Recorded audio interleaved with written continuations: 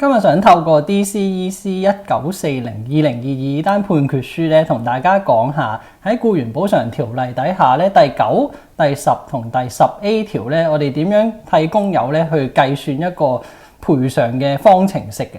首先，我哋睇下第9條入面啦，講緊喺永久地喪失工作能力嘅情況咧，原來係會用百分率咧去制定呢個補償嘅金額嘅。例如喺呢單判決書入面咧，呢位工友咧，佢永久喪失賺取收入嘅能力咧係1%。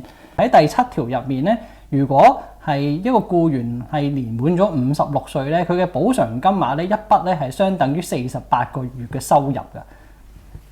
喺呢單案冇爭議嘅情況底下啦，喺發生意外嗰日咧係63歲，而佢嘅日薪咧係600蚊，月入9600蚊。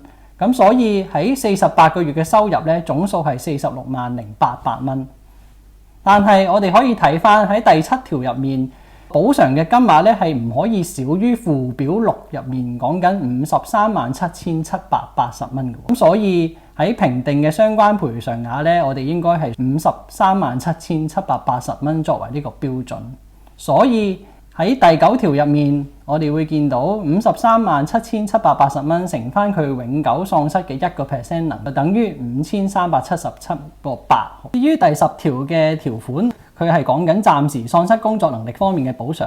除咗大家工友都可能知道嗰5/4嘅病假糧之外，我哋亦都會有一個病假嘅日數喺度㗎。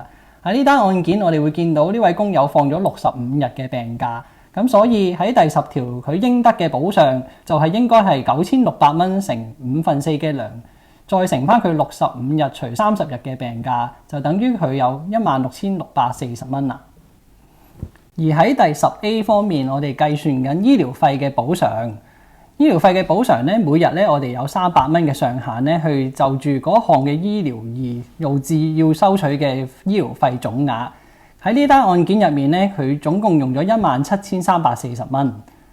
咁所以喺最後第9、第10同10A 嘅總數金額加埋，呢個案主佢就獲得39,357.8嘅賠償費用啦。